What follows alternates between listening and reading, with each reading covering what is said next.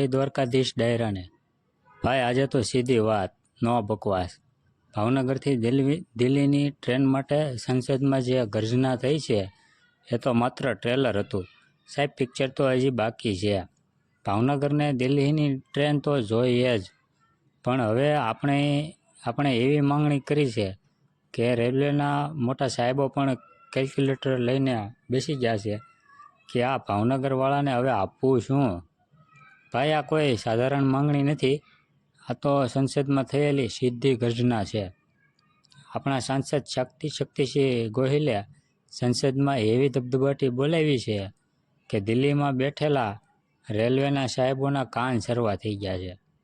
શક્તિસિંહભાઈએ સ્પષ્ટ કીધું છે કે ભાઈ, ભાવનગર પાસે અયોધ્યા ટ્રેનના રેક પડ્યા છે તો એને ડેપોમાં ચડવા દેવાને બદલે દિલ્હી દોડાવો.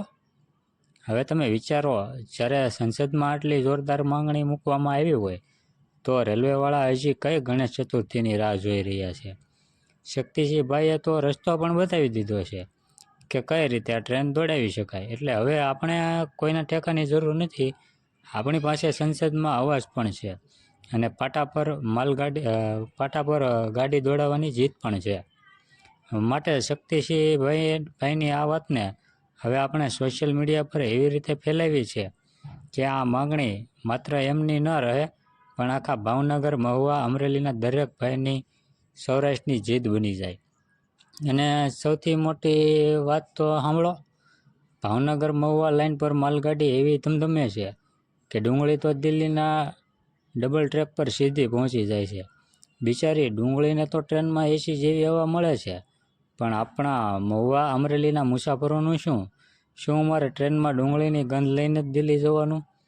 સાહેબ, ડુંગળી તો દિલ્હી જઈને શાક બની જશે, પણ માણસ જો ટ્રેનમાં નહીં જાય તો એ દિલ્હી જઈને કામ શું કરશે?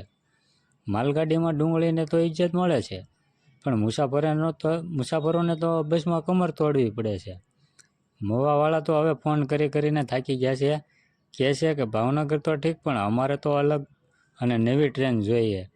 એટલે હવે રેલવે મંત્રીએ કાન ખોલીને સાંભળી લેવું કે આ માત્ર કોઈ એક ગામની માંગણી નથી, આ આખા સૌરાષ્ટ્રની જનતાની જીત છે. અમારે ખેતરમાંથી ટ્રેક્ટર લઈને દિલ્હી નથી જવું, અમને પાટા પર દોડતી ટ્રેન જોઈએ છે. સાહેબ, આ ટ્રેન દોડશે તો ફાયદો તમને જ છે. ગણિત તો લગાવો. મહુવા અને અમરેલીના વેપારીઓ જ્યારે દિલ્હી જશે ત્યારે ટ્રેન હાઉસફુલ જ હશે.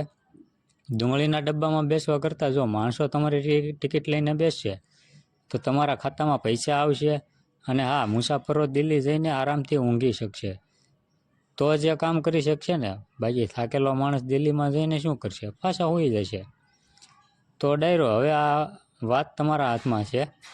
આ વિડીયોને એટલો શેર કરો કે રેલવેના મોટા સાહેબોના મોબાઈલમાં નોટિફિકેશન વાગતું જ રહે અને એમને સપનામાં પણ આપણે આ ટ્રેન દેખાય. કોમેન્ટમાં આખા સૌરાષ્ટ્રનો અવાજ ગુંજવો જોઈએ. લખો મહુવા ટુ દિલ્હી અને ભાવનગર ટુ દિલ્હી.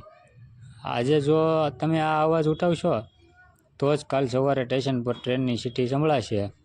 બાકી આવા ધાકડ, મસાલેદાર અને સૌરાષ્ટ્રના પાટા બદલી નાખે એવા સમાચાર સૌથી પહેલાં જોવા માટે તમારા આ ભાઈની ચેનલને અત્યારે જ સબસ્ક્રાઈબ કરી લેજો.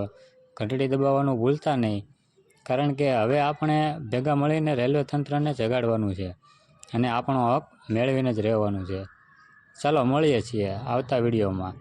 ત્યાં સુધી ધ્યાન રાખજો અને તમારી ડિમાન્ડ પણ જોરદાર રાખજો.